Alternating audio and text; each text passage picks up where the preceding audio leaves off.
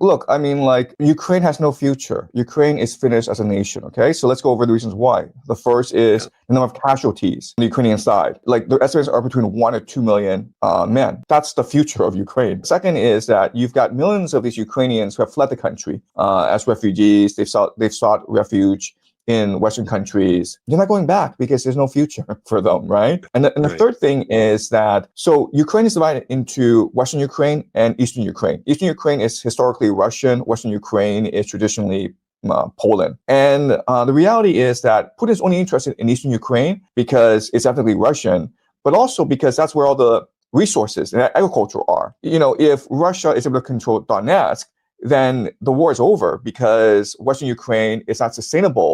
It doesn't have its own agricultural and industrial resources. And what will end up happening is that Western Ukraine will become a welfare state for the Europeans. I hate to say this, but the Europeans really sacrificed Ukraine with this war. Ukraine, by choosing to fight Russia, it's basically doomed itself as a nation. I think you're spot on with this analysis. Professor, in regards to what we hear in mainstream media and what we've certainly heard from the U.S. government is, for example, this domino theory, actually that Putin has much greater plans. If Ukraine falls, that's the first country, Western Europe's going to fall. And I think this is almost similar to the Vietnam War, Yeah. right? Where the U.S. government had preached, if Vietnam remains communist, one by one, you're going to see communism spread throughout Asia. Of course, we never saw that happen. And that was certainly manufacturing consent, for the Americans to go into Vietnam. Do you see this, I mean, analyze these comments from the U.S. government. Is this just them trying to sell this war and manufacture consent to Westerners? Look, let's look at the facts, okay? Sure. The first fact is that when the Soviet Union fell, when the Berlin Wall fell, the Americans gave the Russians assurances that NATO won't expand, that NATO won't take advantage of the fall of the Soviet Union to expand throughout Europe. America has broken these promises. Okay? That's fact number one. Correct. Fact number multiple two, times. multiple times. Fact number two is that Putin has made multiple overtures to join NATO. Putin said to multiple American presidents, if NATO is a defensive alliance based on peace, then Russia wants to be part of that. And then whatever conflicts that will arise, we'll just settle it within NATO. He was constantly buffed by these US presidents, okay? That's the second fact. The third fact is the relentless expansion of NATO. NATO already has 32 members, even though the Soviet Union had failed a long time ago. NATO already has 32 members. There's talk of Moldova becoming the 33rd member, okay? So Right. these are three facts that we're faced with, that throughout these past 20, 30 years, after the fall of the Berlin Wall, after the collapse of the Soviet Union, NATO has been relentlessly expanding towards Russia's sphere of influence, and Russia has been extremely tolerant. You see what's happening in Russia's southern flank, right? Georgia, Armenia, Azerbaijan. It seems as though NATO is intent on encircling Russia just to protect its own sovereignty, just to protect its sphere of influence, just to protect its own internal cohesion. Then Russia had to act. That makes complete sense. How do you see this war between Russia and Ukraine ending? I mean, do you see it ending anytime soon? I think the data, as you've mentioned already, and as many military analysts has now seen, is that Russia is winning the battle. I mean, it is a war of attrition right now. And so, again, if you just simply take your emotion away from this and look at the reality, you look at the numbers, obviously it's a lot of casualties and a lot of wasted resources. But Russia does have the upper hand. Do you see this as a conflict that President Trump,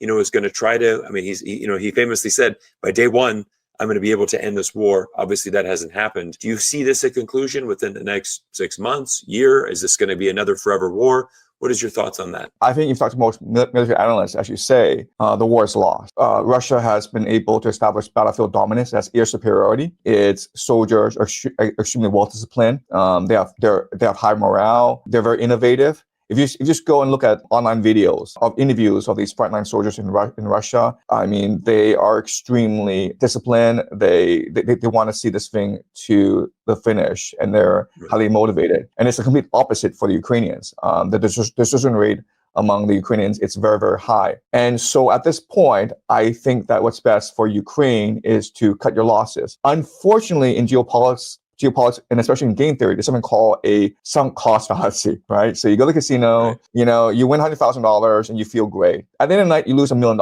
You can't leave now because of sunk cost fallacy. You have to get it back. Okay, so that's the situation the Europeans are facing. They've sucked in Right. billions of dollars in Ukraine. Ukraine has promised the Europeans, especially the British, all these rare earth minerals, all this wealth untapped in Ukraine. It would be a complete loss of faith if NATO were to surrender right now. So because of some cost fallacy, unfortunately, Right. we can expect that this war will drag on. Now, what's really important to understand is that the Russians, even though they're winning this war, they fight it really slowly because the Russians use trench artillery warfare, so you have to move these artillery pieces into place. But also, what people don't really understand is Russia is trying to minimize both civilian casualties as well as their own troop casualties. They're trying to cause as little damage to the critical civilian infrastructure as much as possible because at the end of the day, they still believe that this is part of the Russian homeland and they want people to move back and rebuild their lives in this area. They have to make this livable. So Russia faces a governance problem after this war ends, and that's why Russia has been extremely strategic, methodical, and slow in the process. But unfortunately, this gives time for the Ukrainians and for NATO to regroup. And so what I think is going to happen is that Russia will slowly advance. Putin will constantly call for peace, call for an end to the slaughter. Trump will also call for an end to the slaughter, but because of some cost fallacy, because the Europeans have basically deluded themselves that this war is still winnable, then they will establish new front lines. And I think that the final battle will take place in Odessa. I think the fate of Ukraine will be decided in Odessa. Putin and his generals have already stated that Odessa is the end goal. Once they have Odessa, they have control of eastern Ukraine. Ukraine becomes landlocked, and Russia will be able to control the Black Sea access. So Odessa is the main goal of the Russians. NATO knows this, and NATO will basically invest a lot of resources in Odessa. So I predict in a few years' time, Odessa will be the final battle.